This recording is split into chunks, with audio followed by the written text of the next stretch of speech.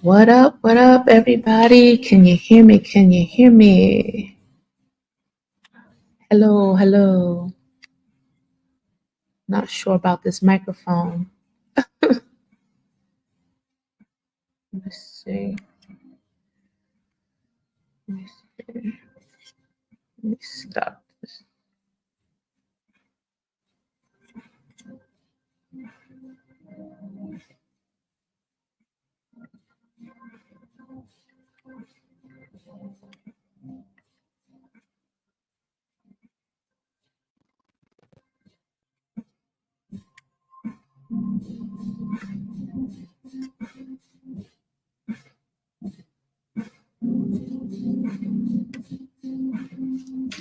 I wonder if this is real.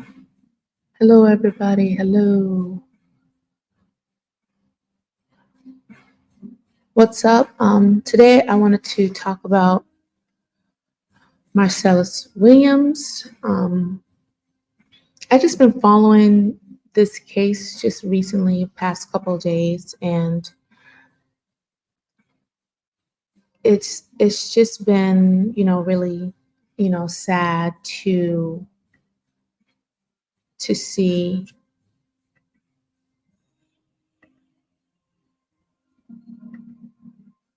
It's really sad to see such a case, and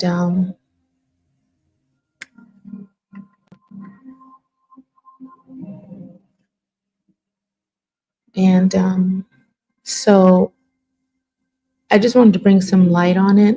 I'm in and out. Sorry, I'm just trying to see if I'm on live.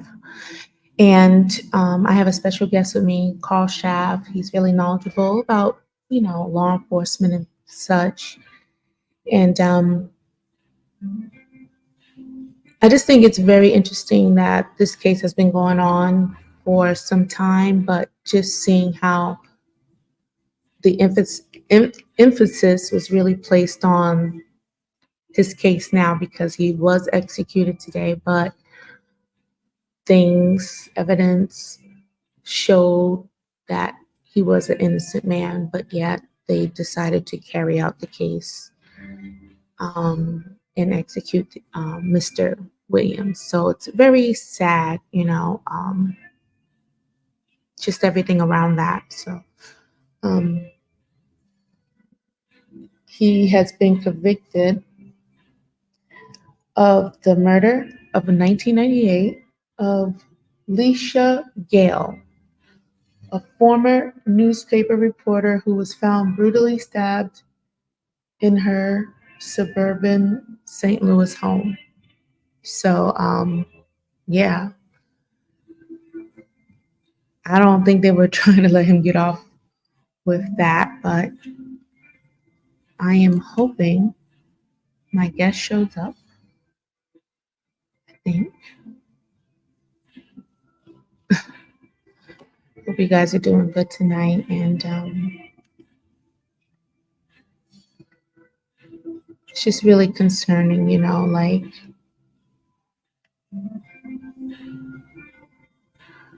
you never know what's going to happen in our justice system. And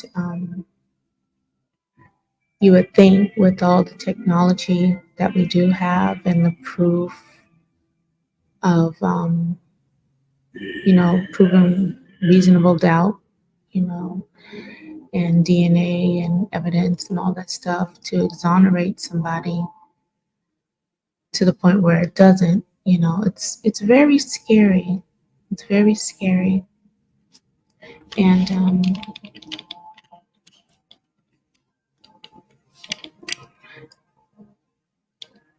just not really sure what to think of our justice system,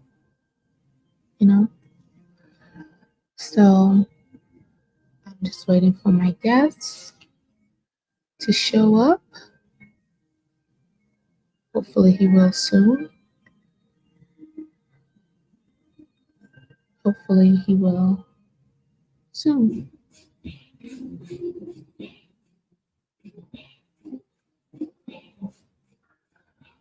But let's take a break.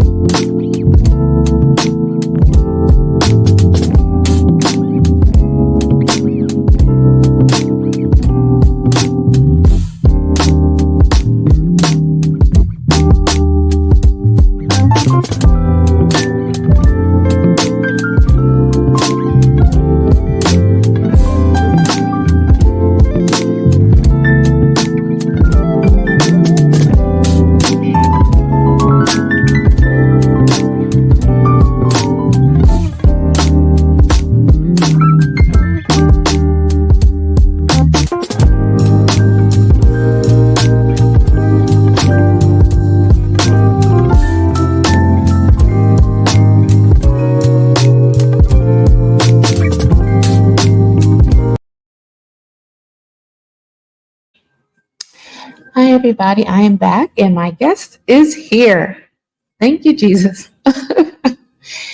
And my special guest is Carl Schaff. He's an awesome content creator.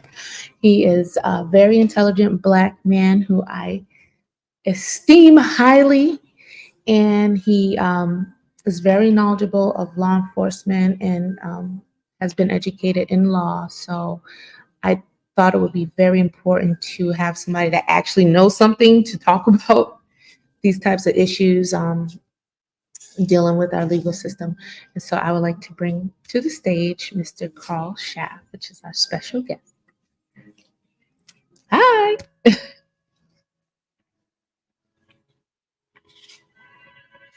I can't hear you.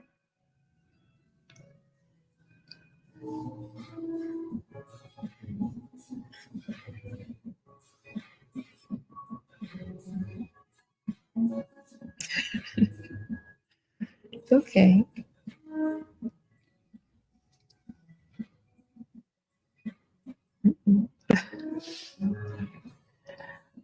We're gonna help Mr. Schaff fix his technical difficulties.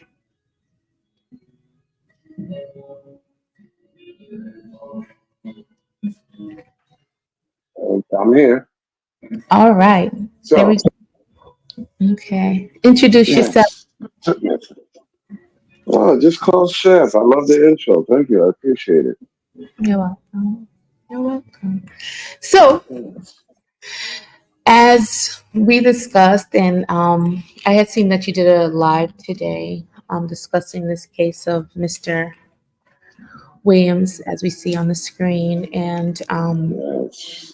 that Yes. a lot of people try to step in to get him exonerated because with evidence and things that they try to gather and Hmm. proof of innocence was overturned and they indeed, went forth with the execution and it's just very disheartening, not knowing whether if we can rely on our system or not to bring us to justice, even the innocent. So I just wanted to know what was your insight or how did you feel about this particular case regarding Mr. Marcellus? Well, to start, I have to welcome, in his words, Salaam alaikum wa rahmatullahi wa barakatuh. Peace be upon you, because he was an imam, Muslim brother. Um, the imam is like the highest ranking person in a Islamic community, Mhm, okay, which is a similarity to a reverend, a pastor of a church. mhm, So Marcellus Williams was I believe he was 58 years old. And during the 90s, a murder was committed against a white female journalist. Mhm. She was stabbed multiple times. And how it goes is he had a girlfriend at the time that she was incarcerated as well and was facing some time. So she said that, yeah, um, he confessed to me that he did the killing. This is a way for her to get out of her jail. Mhm. Meanwhile, another female claimed that, oh, yeah, he tried to sell me a laptop that belonged to the victim. Mhm. Okay. So we have these two witnesses' testimony that the state was relying on at that time. Mind you, the weapon, the knife itself, had been through so many hands that it contaminated, a lot of clear evidence that would have been exonerated in. Mhm. But as technology went by, they did the DNA, and the DNA came back uh, negative that he was involved at all. Mhm. That wasn't enough though, um, which was crazy to me because you have governors, you have bias, you have prejudice, racial prejudice. Even one of the jury members that looked very much like Mr. Williams, he was struck off the jury because of that, okay, by the people. So fast forwarding all this time, we're talking about 2 decades of arguments and, you know, fights and briefs and all kinds of things. Now we come up to an independent panel that was assembled to look into this case because there was a lot of doubts. And the new governor comes in and dismantles it Wow. just like that. No question, no reason. So we're still going forward. Right. This case made it to the Supreme Court.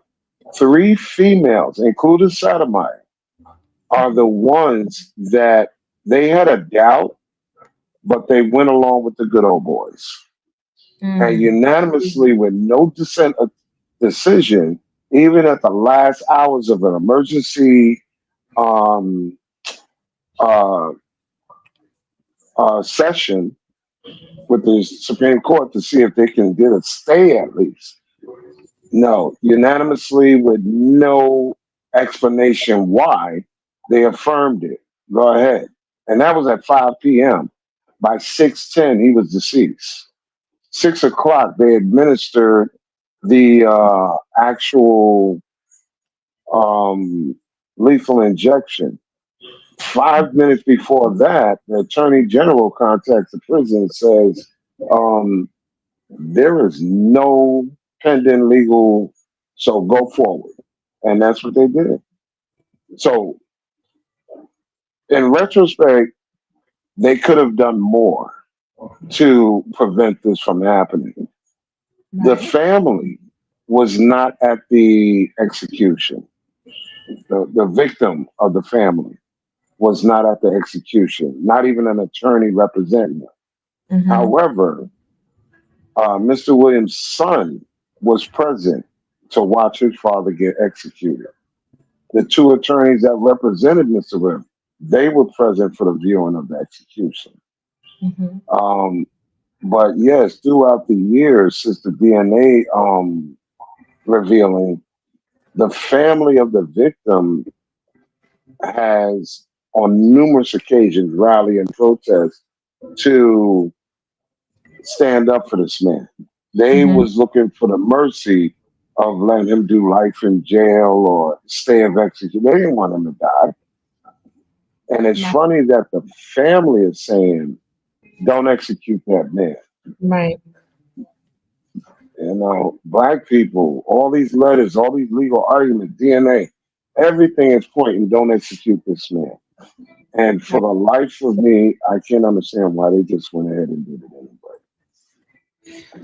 Um, yeah, I totally can understand that. Like I've seen just cases here in Massachusetts where there was a point in time where people that worked in the lab where they were manipulating things to make people be convicted and stay in prison. And if they Mhm. know when you have the prisons full, money's being made, Yeah, for these guys. And so, like, yeah, if somebody's like, yeah, just fumble around, but for stuff or evidence that points away from him, it makes you kind of think. Like like looking back at I forgot the name of that little young boy. It was like a 14-year-old boy. There was two little girls that were they said was murdered. oh yeah, yeah, yeah, And yeah, yeah, yeah, so yeah. they just said, well, we're gonna pin it on this 14-year-old boy. Like, you know what I'm saying? So then It's they it becomes a political football. You mhm, know, we're tough on crime, or any heinous crime. We're for we're for pro death penalty. mhm, Um, is using people to make a name for yourself. What's disgusting about this is the same governor that would not pardon Mr. Williams. mhm, He gave clemency to Mark and Patricia McCloskey mhm, for confronting demonstrators. If y'all remember, these are the white couple that pulled their guns out on demonstrators in front of their house. mhm. Wow. That's crazy. They Yeah. pleaded guilty to a misdemeanor charge. They aimed their guns, AK-47, at protesters. They Wow. got clemency by the same governor that wouldn't give Mr. Williams clemency. Wow. And this is Missouri. The show me state, right? So like they should be showing you, right? If there's no evidence, then what's the point? You're just going against your own slogan for your state, right? It, I would agree, but Mm-hmm. we're talking about a 20-year difference. Though Absolutely. that couple was recent. This woman that Mr. Williams being accused of murdering, that was 98. Mm-hmm. Absolutely. Nothing has changed. That's the disgusting part. And the governor that wouldn't give clemency to Mr. Williams, he wasn't even governor during that time of the killing. Mm.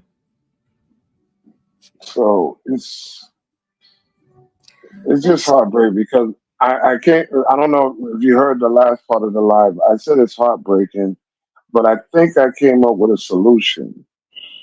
okay. For the I system can or do no everybody. Yeah, okay. Go ahead. for everybody, but in part, it doesn't even require the system really.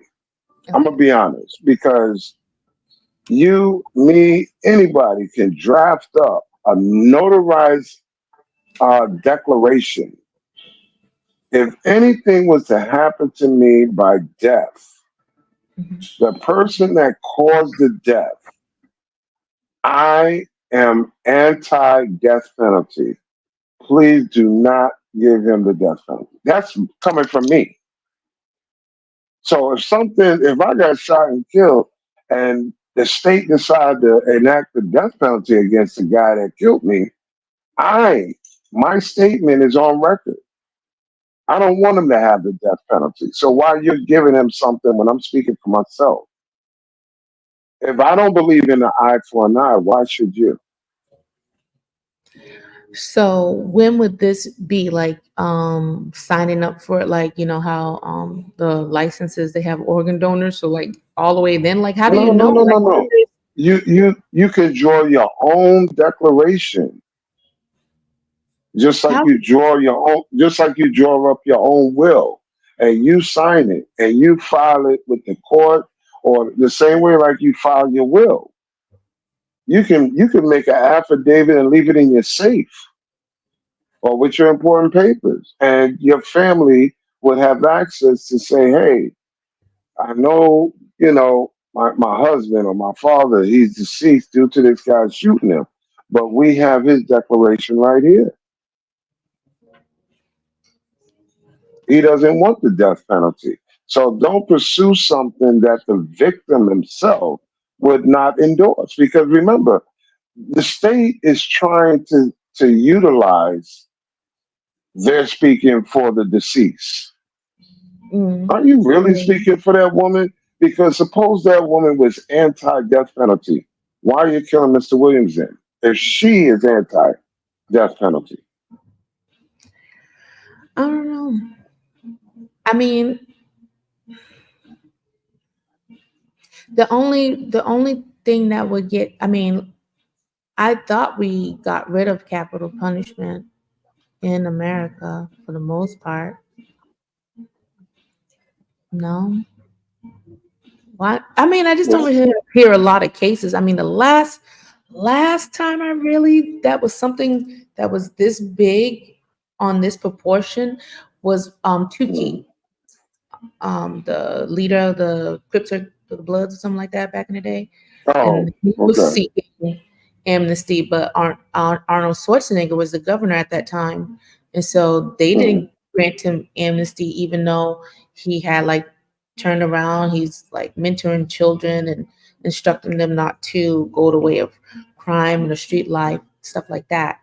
But they mhm. didn't grant him anything either. You know, Arnold Schwarzenegger, he was like, sorry, Well, and we a lot of have people speak up for it. we have 27 states that had the death penalty in effect. Mm. Okay, and Texas kills more people than any other state. So look at the demographic. Texas believe in guns, Hmm. where other states are a little bit more reserved. Vermont, the state of Vermont, is the only state that you don't need a gun permit to have a gun. Mm. You understand? Yeah, Where other states got to have, like certain compacts with other states. So hmm. in relations with Mr. Williams, if he would have committed, if he, I want to say if he would have committed, if he would have been charged with this crime in some other state, the Hmm. outcome could be different because that state don't have the death penalty. Like New York, we don't have the death penalty in New York. So if he was being charged with a crime like that in New York, he wouldn't have got the death penalty, but he would have got life in jail, Yeah, I can take life in jail. and he Um, would have still been able to continuously fight his case while being alive.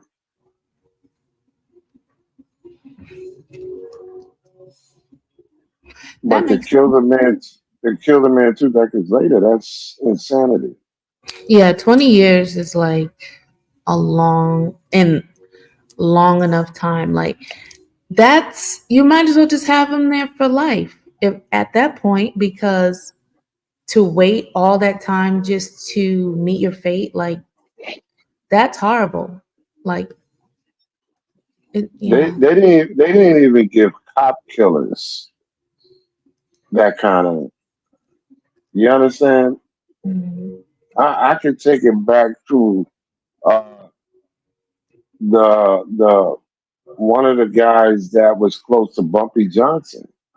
He did time in jail and he came home. Wow. Everything doesn't mean you die in jail. Mhm. 20, 30 years later, we actually see that black men are the ones doing 20, 30, 40 years and being released on DNA. We don't hear that about white folks. Mm. We don't. Why? Because they actually do it. You're not going. Yeah, it's very rare you're going to hear. a white Mhm. man being released from prison 20, 30, 40 years later due to DNA evidence that exonerate him. Black people, we the only ones that get that. Yeah, yeah, because we're profiled and stereotyped, Well, and just covered up, and just for the sake, or just like you talked about the other day. Maybe we didn't talk mm, about. Yeah, we did talk about it on the New York, mm. the Five, the boys, the how all the Yes, things Central were Park Five.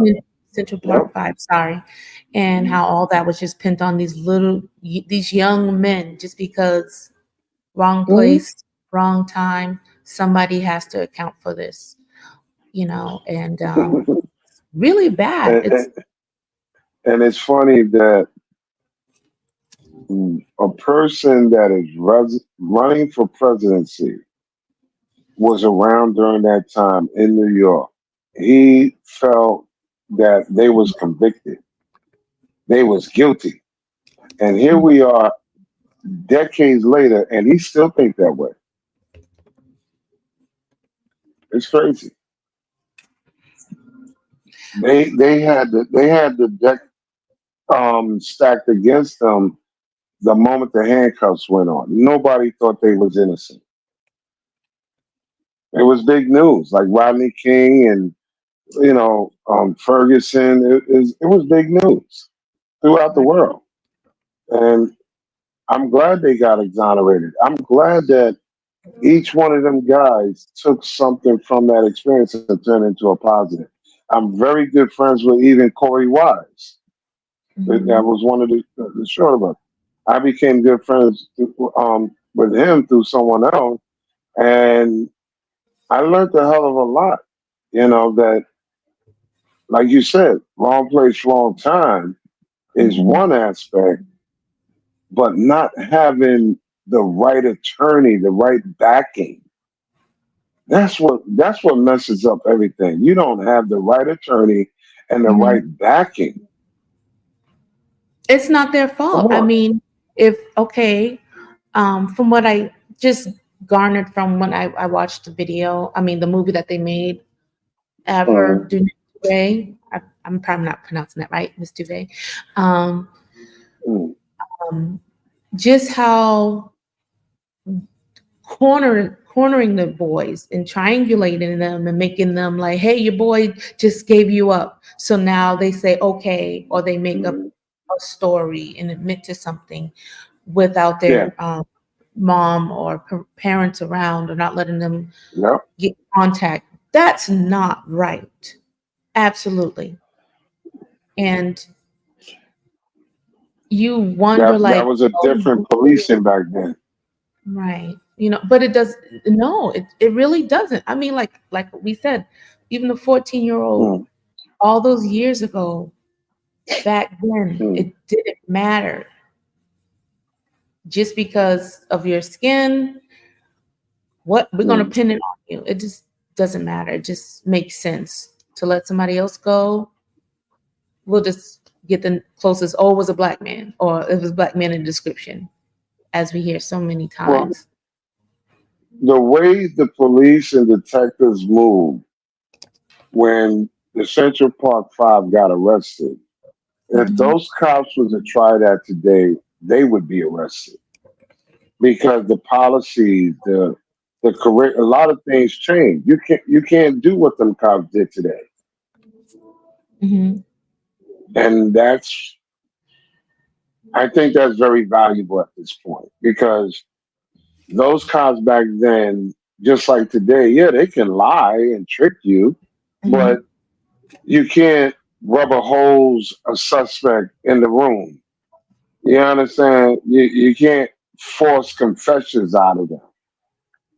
Those police back then used to take guys and literally beat them, Right.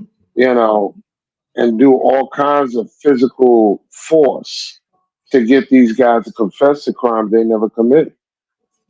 Right. And look at it from a black man's perspective. Mhm. Do you really want 10 police officers or more to whip your behind around the clock j- just so?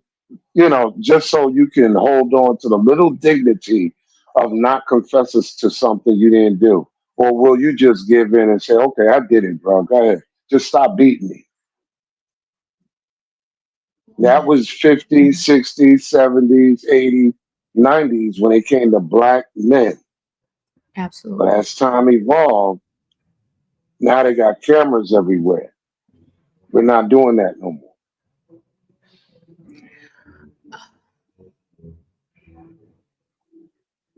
Sometimes yeah, we do have cameras. Sometimes I do get afraid. Like, Mm. truly, like, have we evolved? Have we become better? Yeah. I, No, I'm really afraid. it's, in the legal sense, somewhat we did. I Oh, mean, with Mr. Williams, he's been failed by the same system that we have upgraded since the 80s, the 90s, the 70s, and so on. mhm. But we have came away because, like I said before, we wouldn't have known about the Rodney King and Ferguson's and all these guys that's been abused. We wouldn't have seen it if they didn't show the tape. Okay. Remember So who were had there these tapes? body cams back then during Rodney Yeah. King time? No, no, no. There was nobody. Not back then. But I'm just saying that the evolution of the body cam being able to subpoena it and get it. This is why I salute guys like Attorney Ben Crump because they know how to go in there. Let me get that body cam, and now we actually see what these cops do Hmm. and hold them accountable. Now, good luck for conviction, but hey, you know, Von Erich said that it's still being done just on a different level and era. exactly, Yeah, like, exactly. or recycled, but it's rebranded as something else, or Mhm. it's like that. And it's just really You have to unfortunate. be a You would think that your morality would evolve, as they say, like, those are my ancestors, those are my great great grandfathers and everything. There's the one that did that, but like, you're looking now, you're still doing the same thing. morality went out the window somewhere between 94 and 97 because Okay. I strongly believe between 1994 and 1997 is when people lost their mind and they disregarded the doctrine of just because I can don't mean I should. We forgot all about that. We just do what we want to do. And the heck with consequences. And the heck with responsibility or accountability. Hmm. The only time we want accountability or responsibility is when there's some money in it for us. Hmm. That's it. There's no money in it, man. I don't care. I'm going to step on your toes. I'm going to curse your daughter out. And if I feel like smacking somebody, I'm going to do it. And ain't nothing nobody can do about it. You're right, because nobody is checking nobody. Well, I No, mean, are we not checking anybody, or we're not checking ourselves as a community? Because that's totally two different things. no, Because we could, no, we're not checking nobody. You can check yourself, but the idea of somebody that you don't know walk up to you and tell you, "Yo, mhm, bro, that ain't right, man. You need to chill." That's another fight just started. right? Yeah, and that's calling to like another aspect too. It's like the discussions that we have with um calling on you men to protect Black women, right? But we had this big discussion the other week on Evo's podcast Hmm. about how we want all women should be protected. You know what I'm saying? And I believe that the Black man would do it, but it's gotten so bad. Like you said, nobody can be checked. You standing in, you standing up could cost you your life. Yeah, It has reached yeah. that point. Like, people, they can't self-regulate. Like, oh, okay, man, I understand. Like, nobody's backing down, and it's like, And that's why I make the points that it's more liable and more risky for a man to defend every female, every black woman he comes across because he may not go home to his family because he wanted to play Superman that day or Hmm. that night. You understand? His daughters, his kids won't have a father because he wanted to do the right thing. Sometimes the right thing is not the right thing. And I wouldn't mind, and I'm going to try to go on a ledge and say Yeah. men don't have a problem protecting black women if it wasn't so majority of them poking their finger in men's faces, fighting men, just really antagonizing. I watch women spit on men, and they Mhm. only what 5'6", 130 pounds. And the only time they bring up the fact that they're female is when the man reacts. Right. That's crazy. If men started seeing more women, more black women being more subtle, humble, and how they communicate and not come off like they are men, Hmm. men would have no problem protecting you. So we are instantly going to protect a old woman that can't defend herself. We're going to automatically protect a 12-year-old girl that's lost and trying to get home to her mom. We're going to do this Hmm. automatically. But if you're 20, 30 years old, always in men's faces, pointing your finger, cursing at them, calling them bros, and all of this masculine stuff, nah, that's a risk for a man. Right. Because you're a troublemaker. You're what they call a problem starter, and then you back out and say, "But I'm a female."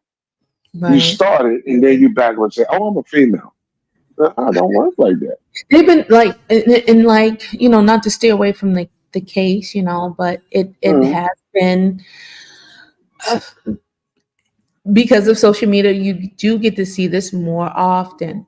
And it's not just war mm, stories or horror stories that you guys talk about at amongst yourself as bros at the barbershop, but like, I mean, even looking back last year, the woman that went to Dubai, she didn't abide by mm, the rules. She couldn't even self-regulate in another country, and they had to put her away.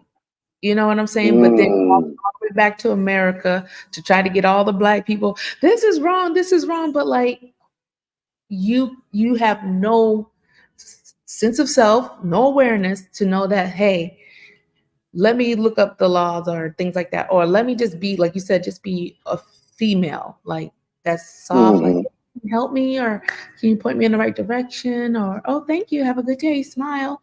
Like, you can't even do that, like it's a problem. Or even if, like you said, even if a man did come off crazy,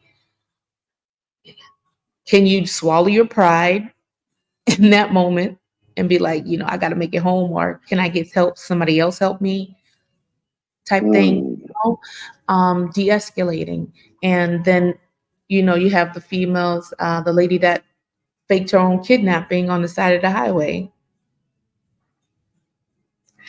and had people looking for her, but she kind of, for her boyfriend or something, some crazy stuff. And then Brickgate, the lady that injected her face with saline, talk about somebody hit her in the face with a brick and she extorted money mm, from us. And it's like, okay, logically, people would say, even women, like, we can't get behind you guys' bad behavior. And I just think it's a behavior thing that, okay, am I willing to step in for somebody that mm, willingly does this? That's different. That's a total different thing. Willingly getting in trouble, like you said, a fire starter, as opposed to mm, somebody that's really innocently being harmed. So mm, I just get scared.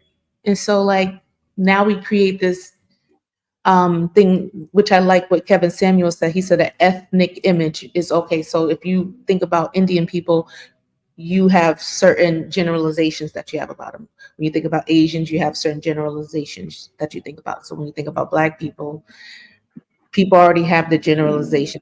Sometimes, like, progressively, it's gotten more negative. Even we are looking at ourselves in a negative way and then talking about people aren't desirable and black men don't do this and black women don't do that. So it's like we don't do anything to help elevate it and make it better, you Mm, know, because it doesn't even inspire us to even want to help those in our own community, because it's like, what's the point, you know? But I'm sure you mm. familiar with that. You you get on Yeah. all the time. You try to, you know, bring a little nuggets here and there, you know, just to encourage the people, enlighten the people. Same thing, and sometimes the kickback, the blowback is just like, why did I even start, or why did I even contribute Mm, to the conversation? Because I mean, actually, people that do care about mm, our community, or you know, operate in love, you know, like, okay, cool, but it's like, oh God, it's just not reciprocated, or doesn't seem like it's receptive. So it's kind of hard, you know. And then like if people are on the outward looking in at us, it's like, okay, well, maybe he was guilty and he deserved this because he, you know, he's black or big, like you said. Many a times that just they, being out in public, people are intimidated by you because you're a big black man, and like you could be the most gentlest, giving, generous person, but people characterize you like that you're already guilty in a sense, or that you're up to something, and that's not right. How do you feel about that? Because I'm not a and black man, so I wouldn't know how no, that no, feels. that happens quite frequently, and it happened more before than it does today. Hmm. Um, Meaning it happened more during the '60s, the '70s, '80s, '90s than it does today. But with Mr. Williams, Brother Williams, what just keeps baffling, you got two eyewitnesses that the state called. The first one happens to be um, in jail with Mr. Williams at the time. So this guy is saying, "Yeah, man, we was in the same jail, and he confessed to me that he did the murder." Now, dude offers this information after he's released from prison,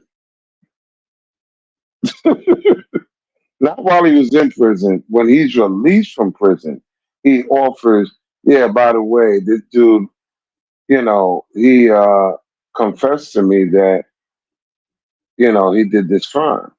And the second witness is his girlfriend, and the girlfriend, she's confessing that, yeah, he told me he did the crime, and she's trying to provide little details that wasn't in the newspaper or in the news report. And it's crazy. It's really crazy. And then you have some other person that come out of nowhere talking about, oh, he tried to sell me the victim's laptop.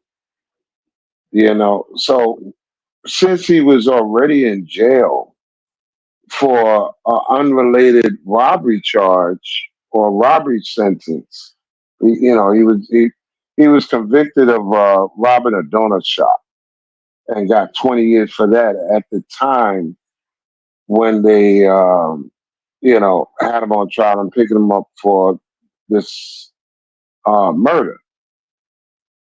All of that wrapped in one was basically give him 50 years.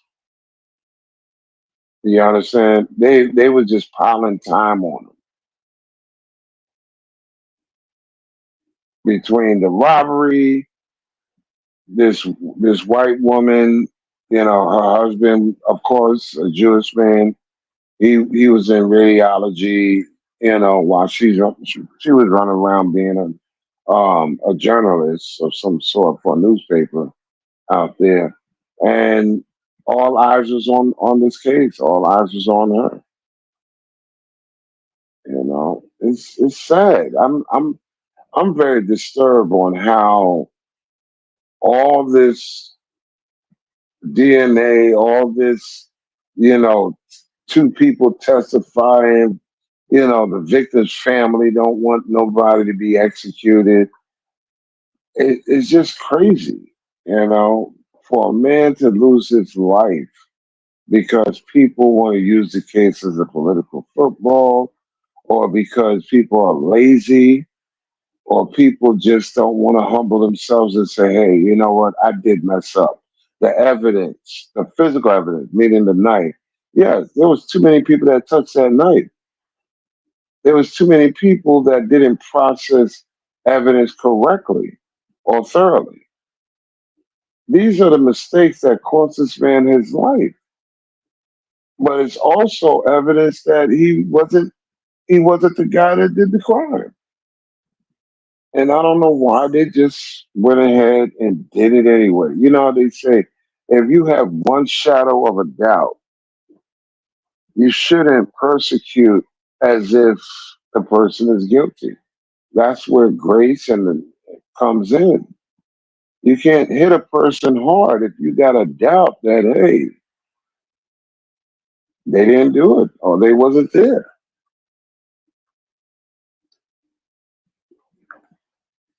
You just have to weigh that out. So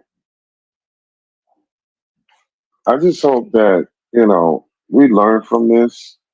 I hope that, people will try their best to not be so hasty, not to use people to better their image or their agendas. Um, and we really need to make it's sad to say it, but we really need to, as individuals, male, female, whatever, we should make the same way you make up your own will. You need to sit down and write your own declaration. I'm really passionate about this, saying that if something happens to you, if you're murdered or dead by somebody else's negligence or intentions, you do not elect them to suffer the death penalty.